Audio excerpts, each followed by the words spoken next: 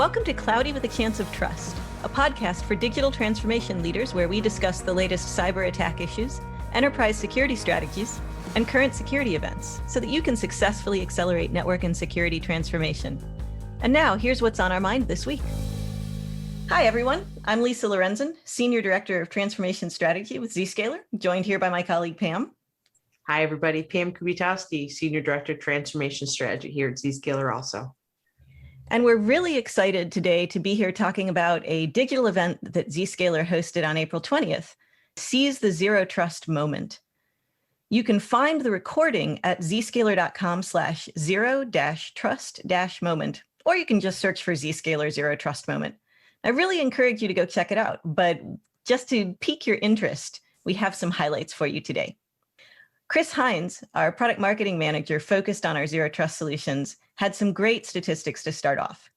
7 out of 10 customers have a Zero Trust strategy today. And as someone who's watched Zero Trust over the last decade, that's enormous. ESG found that 76% of businesses have a Zero Trust budget, and 82% of security teams will accelerate their investments. So what's driving this interest? Pam, I know that our CEO, Jake Chowdhury, had an overview of the market and the move to Zero Trust. What did you take away from that? Thanks, Lisa. I think Jay did a great job articulating what does Zero Trust mean to Zscaler? And it really is all about that modern architecture.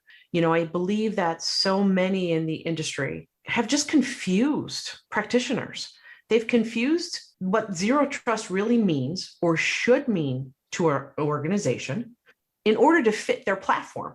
I think what Jay did is he actually articulated clearly that what's needed in order to support a digital transformation that so many are on, as you stated, right, based on Chris's stats and so forth. In order to do that, there are key pieces that have to happen as part of that Zero Trust exchange. Sure. It's all about connecting, right, a user to an application, irrelevant of where either resides, because you don't know where they're going to reside any longer. And that's where Zero Trust comes in, that whole ecosystem. Absolutely. And so if you really look at the ecosystem and what do we solve for with Zero Trust, it's all about modernizing the workplace enablement. And it's allowing people to work from anywhere. It's giving a great end user experience. End users should have an experience just like being in the office. Click an app and get to it. They don't have to think about where an application is when they're in the office. Why do they have to do that when they're off premise? Absolutely. But at the same time, you've got to enable, you've got to enhance that security, and you've got to transform your security because your users and apps are no longer in your premise, potentially. And you've got to protect yourself against those threats. You've got to go ahead and prevent data loss, right? And any malware, ransomware, all of the modern threats that maybe didn't even exist when the term Zero Trust was invented, or at least not at the scale they exist today. Absolutely. And what does that take? It takes the network transformation, right? Going from that hub and spoke world to that Zero Trust. We're allowing a user to connect to an application and not having to think about how to do that. Literally, the user gets to it. Not backhauling all the traffic to a data center to send it out through a security stack, et cetera. Absolutely. And so with that, Jay kind of summed it all up, but then Amit went into the actual platform itself and the innovations that we have that are coming and so forth. Can you talk a little bit about those? Yeah, absolutely. So Zscaler Zero Trust Exchange is a cloud-native platform for protecting user to internet traffic, user to private application traffic, workload to workload traffic, and providing a solid user experience. And we've added enhancements to that platform to make our offering both broader and deeper.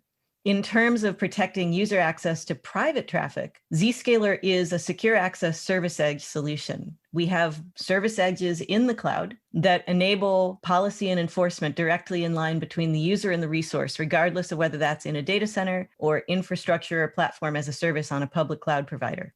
We also have to recognize there's still a use case, especially as users start to come back to the building, for a user on a campus connecting to a resource that may be in the next building. When I worked for Blue Cross Blue Shield, we had the user headquarters building on one side of 15501 and the data center on the other side. We have a private service edge now where we can extend that cloud policy and enforcement on premise so that both the control plane and the data plane are entirely localized. And the only dependency on the cloud is for configuration and logging. This means that you can have the same consistent user experience across this hybrid workforce as people are in the office, maybe 1 or 2 days a week, working from home the rest of the week as we start to come back after the pandemic. And I think, Lisa, that's key because, again, so much has changed in the last year, which, again, going back to the fact of the acceleration for so many to move to that zero trust, enhance their security posture, allow their workforce to work anywhere, because people, companies and peers that I'm talking to, so many of them are actually defining what that go forward view is going to be for that remote workforce, which is going to be so much larger than previously. Absolutely. The new hybrid workforce is a really flexible model as we figure out what the future of work looks like. Another key place that we need to protect traffic is actually in line between the user and the resource. So the ability to protect an end user from a potentially malicious external website, or the ability to protect a backend web server from possibly a less trusted user, maybe a third party, maybe an employee on an unmanaged device. And cloud browser isolation addresses that need. Browser isolation means we don't allow the end user's web browser to connect directly to the web server.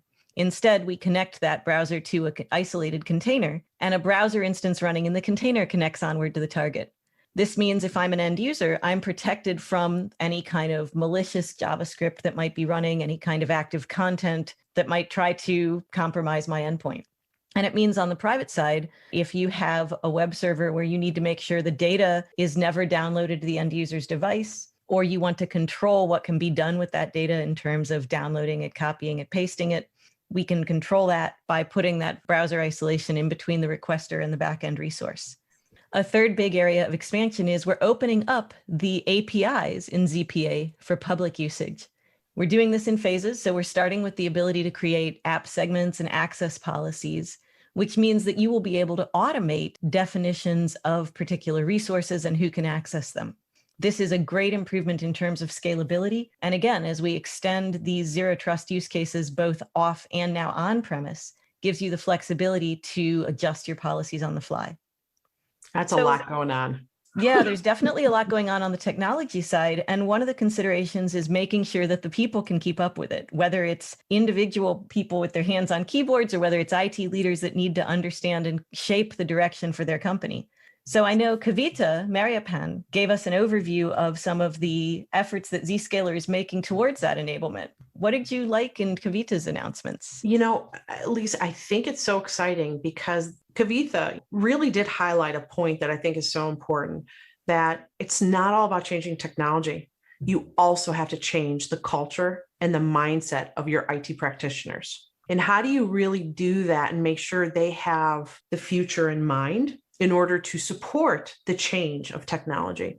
She announced, which I'm so excited about, the Zero Trust Academy. It's for IT practitioners to get accreditations, to advance their skills, and also understand best practices.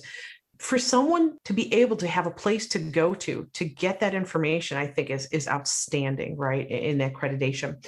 In addition, from an executive perspective, revolutionaries. Okay, I'm loving it.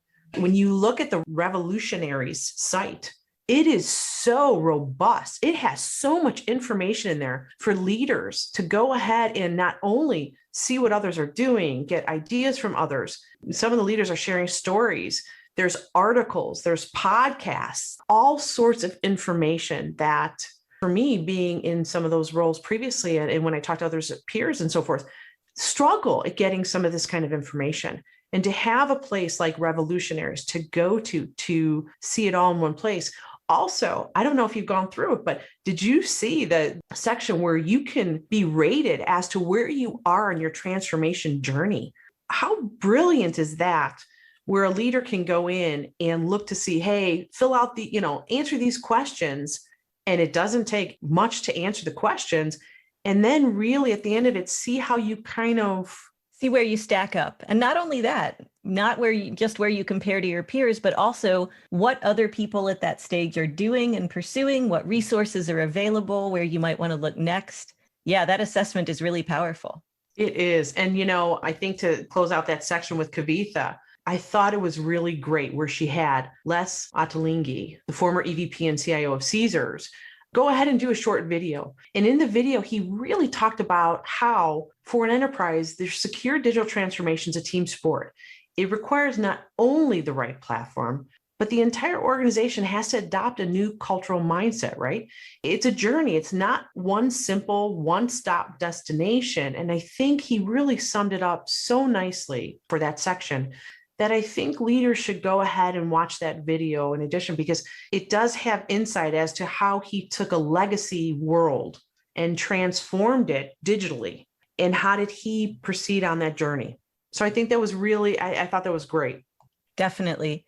And as we support leaders on those journeys, another area that we're working on is providing roadmaps. So Puneet Minocha came to talk about some of our technology alliances and how we're providing validated designs and integrations with partners in a variety of areas. So on the identity front, we've been working closely with partners like Microsoft. We've also been working with partners like CrowdStrike to improve the context that's available in our solutions. And then partners including Splunk around automation and remediation. I'm not going to steal Puneet's thunder. You really want to watch the video to see all of the details there. But I will note that we invited Sue Bone from Microsoft to join us, and she had an interesting statistic for us. She said that Zscaler has been a key partner in helping our customers with secure remote work. In fact, last year, Zscaler Private Access, or ZPA, was one of the top 10 most used apps. And that's according to Microsoft's tracking. So that's got to be a pretty large segment. That's awesome. That's so exciting. Oh, yeah. So what else are you excited about here? I have to tell you, Lise, I think the biggest excitement I have is how we are able to go ahead and help companies enable their business and secure that remote workforce. When I heard the testimonials from some of these massive corporations and how we help enable their businesses, you sit back and you're like, wow. This is awesome. We really help make a difference in their daily life. And that's what really excites me. It was great to hear their testimonials. And so I think that's what's so great for me. And for you, is there something that excites you, or what should people think about to do next? I think that's a great question. Next steps are pretty clear. One is, if you like what you heard here, check the whole thing out. It's only about 45 minutes long and it's well worth the time. Again, you can find it at zscaler.com/0-trust-moment. If you're an IT executive, check out revolutionaries.zscaler.com. That's the CXO community that we're building to provide everything from these podcasts to the assessments that Pam mentioned to all sorts of resources and an opportunity to learn from and share your knowledge with your peers. If you're a practitioner, enroll in the Zero Trust Academy. Take advantage of the solution blueprints that we're putting out. Come to us for information about how you can build out your Zero Trust ecosystem and get best-of-breed solutions working together to give your users the best experience and to give you full visibility and control. We also invite everyone to join us in June for a deeper dive into Zero Trust at our Zenith Live virtual user conference. And finally, I will echo Chris Hines' closing. Seize your Zero Trust moment, rethink your network architecture, and lead your organization in the journey to transformation. We'll be here to help you. That's all for this week. Look forward to talking with you again next week, Pam. Thanks, Lise. You too. Have a good one. Cheers. Thanks for listening to Cloudy with a Chance of Trust with myself, Lisa Lorenzen, and my colleague, Pam Kubiatowski. Check back with your podcast provider regularly for more episodes. Pam and I are directors of transformation strategy at Zscaler. You can find our profiles on LinkedIn or reach out to us and other CXO transformation leaders in the Zscaler CXO community LinkedIn group. Zscaler is a Zero Trust Exchange inline cloud security provider for some of the largest companies on the Forbes Global 2000. Find out more about Zscaler at zscaler.com. Copyright 2021.